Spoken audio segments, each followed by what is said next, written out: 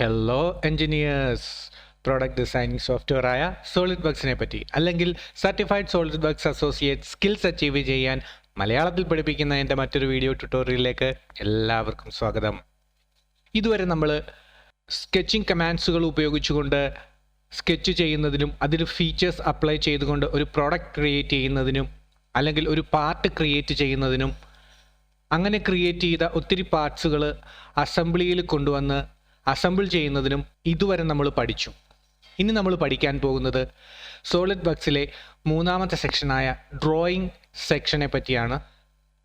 അതായത് എപ്പോഴൊക്കെയാണോ നമ്മൾ ഡിസൈൻ ചെയ്ത ഒരു മോഡൽ റിയൽ വേൾഡിലേക്ക് ഉണ്ടാക്കിയെടുക്കേണ്ട സാഹചര്യം അല്ലെന്നുണ്ടെങ്കിൽ ഒരു ആവശ്യം വരുന്നത്, ആ സമയത്തെല്ലാം നമ്മൾ സ്വാഭാവികമായിട്ടും ചെയ്യുന്നത് ആ ഒരു പാർട്ട് അല്ലെങ്കിൽ ആ ഒരു മോഡൽ ക്രിയേറ്റ് ചെയ്യുന്നതിന് അത് ക്രിയേറ്റ് ചെയ്യുന്ന സപ്ലയേഴ്സ് അല്ലെങ്കിൽ മാനുഫാക്ചേഴ്സിനെ കണ്ടെത്തി നമ്മളുടെ മോഡലിൻ്റെ ഡീറ്റെയിൽസ് അവർക്ക് കൊടുക്കുക എന്നുള്ളതാണ്. അതായത് ഇപ്പം നമ്മൾ ഷീറ്റ് മെറ്റലിലാണ് ചെയ്യുന്നുണ്ടെങ്കിൽ നമ്മൾ ഷീറ്റ് മെറ്റൽ ചെയ്യുന്ന സപ്ലയേഴ്സിൻ്റെ അടുത്ത് പോയിട്ട് നമ്മളുടെ മോഡലിൻ്റെ ഡീറ്റെയിൽസ് കൊടുക്കും. ഇനി അതല്ല പ്ലാസ്റ്റിക് ഇഞ്ചക്ഷൻ മോൾഡിങ് പ്ലാസ്റ്റിക്കുകൾ ഉപയോഗിച്ചിട്ടുള്ള ഒരു മോഡലാണ് നമ്മൾ ക്രിയേറ്റ് ചെയ്തതെന്നുണ്ടെങ്കിൽ ആ ഇഞ്ചക്ഷൻ മോൾഡിങ് ചെയ്യുന്ന സപ്ലയേഴ്സിൻ്റെ അടുത്ത് അല്ലെന്നുണ്ടെങ്കിൽ ആ ഒരു മാനുഫാക്ചറിൻ്റെ അടുത്ത് നമ്മളുടെ ഡ്രോയിങ് അല്ലെങ്കിൽ നമ്മളുടെ ഡയമെൻഷൻസ് ഇൻക്ലൂഡ് ചെയ്ത ഡ്രോയിങ് കൊടുക്കുകയാണ് ചെയ്യുന്നത്. അങ്ങനെ നമ്മൾ കൊടുക്കുന്ന ആ ഡീറ്റെയിൽസ് എന്ന് പറയുന്നത് സ്വാഭാവികമായിട്ടും 2D ഡ്രോയിങ്സ് ആണ്. അതായത് നമ്മൾ ക്രിയേറ്റ് ചെയ്ത 3D മോഡലിൻ്റെ 2 ഡയമെൻഷനിലുള്ള 2D എൻജിനീയറിംഗ് ഡ്രോയിങ്സ് ആയിരിക്കും നമ്മൾ സപ്ലയേഴ്സിന് പ്രൊവൈഡ് ചെയ്യുന്നത്. ആ 2D എൻജിനീയറിംഗ് ഡ്രോയിങ്സ് യൂസ് ചെയ്തിട്ടായിരിക്കും സപ്ലയേഴ്സ് നമ്മൾ ഡിസൈൻ ചെയ്ത മോഡൽ ബിൽഡ് ചെയ്തെടുക്കുന്നത്. ഇന്നു മുതൽ നമ്മൾ പഠിക്കാൻ പോകുന്നത് എങ്ങനെയാണ് സോളിഡ് വർക്സിൽ നിന്ന് basic engineering drawings solid works tools ഉപയോഗിച്ചുകൊണ്ട് എങ്ങനെയാണ് ക്രിയേറ്റ് ചെയ്തെടുക്കുന്നത് എന്നുകൂടിയാണ്. ഇതിൽ പേപ്പർ സൈസിനെ പറ്റി നമ്മൾ പഠിക്കുന്നുണ്ട്. മെഷർമെൻറ്റ് സിസ്റ്റം, ഏത് മെഷർമെൻറ്റ് സിസ്റ്റത്തിലാണ് നമ്മൾ സപ്ലയേഴ്സുമായിട്ട് കമ്മ്യൂണിക്കേറ്റ് ചെയ്യേണ്ടത് എന്നതിനെപ്പറ്റി പറയുന്നുണ്ട്. പിന്നെ ഏതൊക്കെ വ്യൂസ്, ഡിഫറെൻറ്റ് ടൈപ്സ് വ്യൂസ് ഉണ്ട്, അതിനെപ്പറ്റി നമ്മൾ പഠിക്കുന്നുണ്ട്. അതായത് സ്റ്റാൻഡേർഡ്, ഓർത്തോഗ്രാഫിക് വ്യൂ, അങ്ങനെയുള്ള കുറേ കാര്യങ്ങൾ നമ്മൾ പഠിക്കുന്നുണ്ട്. പിന്നെ അതിൻ്റെ ഡിസ്പ്ലേ സ്റ്റൈല്, അതായത് സപ്ലയേഴ്സിന് എന്തുമാത്രം ഇൻഫർമേഷൻസ് നമുക്ക് പ്രൊവൈഡ് ചെയ്യാൻ സാധിക്കുമോ അത്രത്തോളം ഈസി ആയിട്ട് അവർക്കത് മാനുഫാക്ചർ ചെയ്യുന്നതിന് സാധിക്കും. ആ ഒരു ഇതിലാണ് കമ്മ്യൂണിക്കേഷൻ അല്ലെങ്കിൽ കമ്മ്യൂണിക്കേറ്റിംഗ് ഡയമെൻഷൻസ്, ഹോൾസ് എന്ന കാര്യങ്ങളൊക്കെ വരുന്നത്. അപ്പം ഇന്ന് നമുക്ക് പഠിക്കേണ്ട ഒരു കാര്യം എന്ന് പറഞ്ഞു കഴിഞ്ഞാൽ, അല്ലെങ്കിൽ ഇന്ന് ഞാൻ പഠിപ്പിക്കുന്ന ഒരു കാര്യം എന്ന് പറഞ്ഞു കഴിഞ്ഞാൽ, ഡ്രോയിങ് ഫയൽസ് ഓപ്പൺ ചെയ്യുന്ന 2 മെത്തേഡുകളാണ്. നമുക്ക് 2 വിധത്തിൽ ഒരു ഡ്രോയിങ് ഫയൽസിനെ ഓപ്പൺ ചെയ്യാം. നമ്മൾ നേരത്തെ പഠിച്ചതുപോലെ തന്നെ പാർട്ടുകൾ ഓപ്പൺ ചെയ്തപ്പോഴും അസംബ്ലികൾ ഓപ്പൺ ചെയ്തപ്പോഴും നമ്മൾ ഇതേ 2 മെത്തേഡുകൾ ഉപയോഗിച്ചു. അതേ സെയിം മെത്തേഡുകൾ തന്നെയാണ് നമ്മൾ ഡ്രോയിങ് ഫയൽസ് ഓപ്പൺ ചെയ്യുന്നതിനും ഉപയോഗിക്കുന്നത്. അതായത് ഒന്നാമത്തെ മെത്തേഡ് എന്ന് പറയുന്നത് ഓപ്പൺ ഫ്രം നത്തിങ് എന്നുള്ളതാണ്. രണ്ടാമത്തെ മെത്തേഡ് എന്ന് പറയുന്നത് ഓപ്പൺ ഫ്രം എ പാർട്ട് എന്നുള്ളതാണ്. അപ്പം നമുക്ക് ഒന്നാമത്തെ മെത്തേഡായിട്ടുള്ള ഓപ്പൺ ഫ്രം നത്തിങ് എന്ന് പറയുന്ന ആ ഒരു മെത്തേഡ് എങ്ങനെയാണെന്ന് നോക്കാം. അതിന് വേണ്ടിയിട്ട് ഞാനിവിടെ സോളിഡ് വർക്സിൽ വരുന്നു. സോളിഡ് വർക്സിൽ വന്നിട്ട് ഈ ഡ്രോയിങ് എന്ന് പറഞ്ഞ ഐക്കണിൽ ക്ലിക്ക് ചെയ്യുന്നു.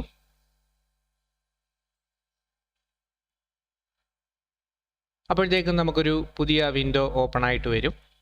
അതിനകത്ത് നമുക്ക് ആവശ്യമുള്ള ഷീറ്റ് സൈസ് മെൻഷൻ ചെയ്ത് കൊടുക്കണം. അതായത് ഏത് ഷീറ്റിലാണ് നമ്മൾ പ്രിൻ്റ് ചെയ്യാൻ ഉദ്ദേശിക്കുന്നത്, ആ ഒരു ഡ്രോയിങ് നമ്മൾ പ്രിൻ്റ് ചെയ്യാൻ ഉദ്ദേശിക്കുന്നത് എന്നതാണ് ഇവിടെ കൊടുക്കേണ്ടത്. അപ്പം നമ്മൾ സ്വാഭാവികമായിട്ടും നമ്മളുടെ നാട്ടിൻപുറങ്ങളിൽ അല്ലെങ്കിൽ നമ്മൾ ഇതുവരെ കണ്ടു വളർന്നിട്ടുള്ള സ്റ്റാൻഡർഡൈസേഷൻ അനുസരിച്ചിട്ട് A4 സൈസ് സെലക്ട് ചെയ്ത് കൊടുക്കാം. ആ A4 സൈസ് തന്നെ ലാൻഡ്സ്കേപ്പിൽ വേണോ പോർട്രേറ്റ് ആയിട്ട് വേണോ എന്നുള്ളതൊക്കെ നമുക്ക് സെലക്ട് ചെയ്ത് കൊടുക്കാം. അല്ലെന്നുണ്ടെങ്കിൽ ഇവിടെ ബ്രൗസ് എന്നുള്ള ഓപ്ഷനിൽ ക്ലിക്ക് ചെയ്ത് കഴിഞ്ഞാൽ ഒത്തിരി ടെംപ്ലേറ്റ്സുകൾ അവൈലബിൾ ആയിട്ടുണ്ടായിരിക്കും.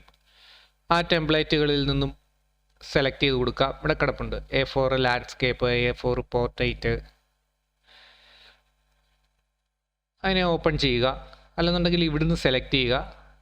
ഏതായാലും മതിയാകുന്നതാണ്. അതുമല്ലെങ്കിൽ ഇവിടെ കസ്റ്റം ഷീറ്റ് സൈസ്, ഇനിയിപ്പോൾ നമുക്ക് വേണ്ടത് കസ്റ്റമായിട്ടുള്ള ഒരു ഷീറ്റ് സൈസാണ് ക്രിയേറ്റ് ചെയ്യേണ്ടത് എന്നുണ്ടെങ്കിൽ നമുക്കിവിടെ കസ്റ്റം കൊടുത്തിട്ട് അവിടുത്തെ വിഡ്ത്തും ഹൈറ്റും എല്ലാം എൻ്റർ ചെയ്ത് കൊടുത്തു കഴിഞ്ഞാൽ നമുക്ക് കസ്റ്റമായിട്ടുള്ള ഒരു പേപ്പർ സൈസ് ക്രിയേറ്റ് ചെയ്തെടുക്കാൻ സാധിക്കുന്നതാണ്. അപ്പം നമ്മളത് സെലക്ട് ചെയ്ത് കൊടുത്തതിന് ശേഷം ഓക്കെ കൊടുക്കുക. ഓക്കെ കൊടുത്തു കഴിയുമ്പോഴത്തേക്കും ഒരു ഡ്രോയിങ്ങിൻ്റെ ഇത് നമ്മളുടെ മുന്നിൽ വരും. അപ്പോൾ ഇവിടെ ലെഫ്റ്റ് സൈഡിൽ നിങ്ങൾക്ക് കാണാൻ സാധിക്കും ബ്രൗസ് എന്നുള്ള ഇതിൽ നമ്മൾ അസംബ്ലിയിൽ നമ്മൾ പാർട്ടുകൾ ഇൻസേർട്ട് ചെയ്തതുപോലെ ഇതിനകത്തേക്കും നമുക്ക് പാർട്ട് അല്ലെങ്കിൽ അസംബ്ലി രണ്ടും നമുക്ക് ഇൻസേർട്ട് ചെയ്യാം. You can insert either A part or an assembly. You can insert either of this. So നമുക്ക് ആദ്യം ഒരു പാർട്ടിനെ ഇൻസേർട്ട് ചെയ്യാം. അപ്പോൾ അതിന് വേണ്ടിയിട്ട് ഞാനിവിടെ ബ്രൗസ് എന്ന് പറഞ്ഞാൽ അതിൽ ക്ലിക്ക് ചെയ്യുന്നു. നമ്മൾ കഴിഞ്ഞ ദിവസം പഠിച്ച ഏതെങ്കിലും ഒരു പാർട്ട് നമുക്ക് എടുക്കാം. അതിനായിട്ടിപ്പം ബേസ് ബോക്സ് എന്ന് പറഞ്ഞത് ഞാൻ സെലക്ട് ചെയ്യുകയാണ്.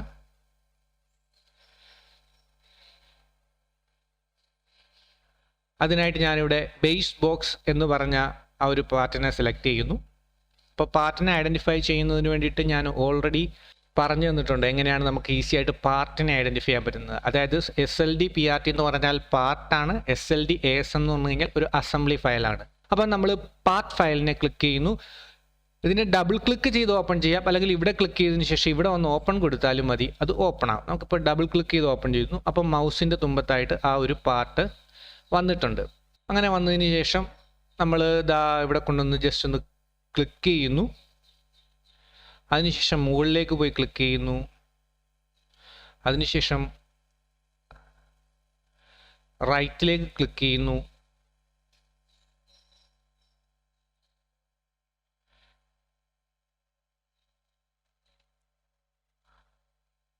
അതിനുശേഷം ഇവിടെയും ക്ലിക്ക് ചെയ്യുന്നു.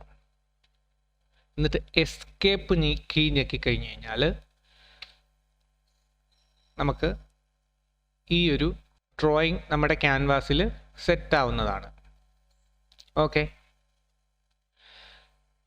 ഇനി നമുക്ക് ഓപ്പൺ ഫ്രം നത്തിങ് എന്ന് പറഞ്ഞ ആ ഒരു ഇതിൽ വേറൊരു വിധത്തിൽ ഓപ്പൺ ചെയ്യാം. അതായത് നമ്മുടെ സോളിഡ് വർക്സിൽ ഇവിടെ സോളിഡ് വർക്സിൽ ന്യൂ എന്ന് പറഞ്ഞിട്ടുള്ള ഈ ഒരു ഐക്കൺ ഉണ്ട്. അതിൽ ക്ലിക്ക് ചെയ്യുകയാണെന്നുണ്ടെങ്കിൽ ന്യൂവിൽ ക്ലിക്ക് ചെയ്യാം. ആ ന്യൂവിൽ ക്ലിക്ക് ചെയ്ത് വരുന്ന വിൻഡോയിൽ നിന്നും ഡ്രോയിങ് എന്നുള്ള അത് സെലക്ട് ചെയ്ത് കൊടുത്തു കഴിഞ്ഞ് ഓക്കെ കൊടുത്തു കഴിഞ്ഞാൽ നമുക്ക് ഈ രീതിയിൽ തന്നെ പുതിയതായിട്ടൊരു ഡ്രോയിങ് ഫയൽ ക്രിയേറ്റ് ചെയ്തെടുക്കാം. ഇനി നമ്മൾ രണ്ടാമത്തെ മെത്തേഡായിട്ടുള്ള ഓപ്പൺ ഫ്രം പാർട്ട് എന്നുള്ള ആ ഒരു വിൻഡോയിൽ നിന്ന് എങ്ങനെ ഡ്രോയിങ് ഫയൽ ഓപ്പൺ ചെയ്യാം എന്നാണ് നമുക്ക് നോക്കുന്നത്. അതിന് വേണ്ടിയിട്ട് ഞാനിവിടെ ഒരു പാർട്ട് ഓപ്പൺ ചെയ്യുകയാണ്.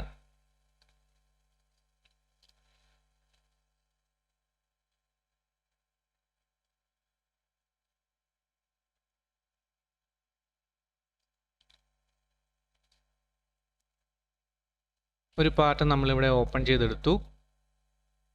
അതിനുശേഷം ഇവിടെ ഈ open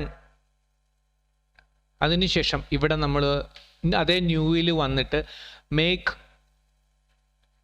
drawing from part or assembly എന്നുള്ള ആ ഒരു വിൻഡോയിൽ ക്ലിക്ക് ചെയ്ത് കഴിഞ്ഞാലും നമുക്ക് സെക്കൻഡ് മെത്തേഡിൽ ഡ്രോയിങ് വിൻഡോ ഓപ്പൺ ചെയ്തെടുക്കാൻ സാധിക്കുന്നതാണ്.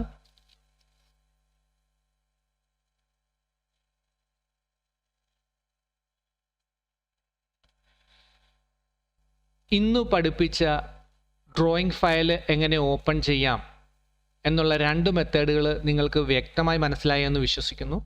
എല്ലാവർക്കും എൻ്റെ ഹൃദയം നിറഞ്ഞ ഓണാശംസകൾ വിഷ് ചെയ്തുകൊണ്ട് ഞാൻ ഇന്നത്തെ ക്ലാസ് ഇവിടെ അവസാനിപ്പിക്കുകയാണ്. വീഡിയോ ഇഷ്ടമായെങ്കിൽ തീർച്ചയായും ലൈക്ക് ചെയ്യുക, കമൻറ്റ് ചെയ്യുക, പഠിക്കാൻ താല്പര്യമുള്ള മറ്റുള്ളവരിലേക്ക് ഇത് എത്തിച്ചു കൊടുക്കുക എന്ന് പറഞ്ഞുകൊണ്ട് ഞാൻ ഇന്നെൻ്റെ വാക്കുകൾ ചുരുക്കുന്നു. നന്ദി, നമസ്കാരം.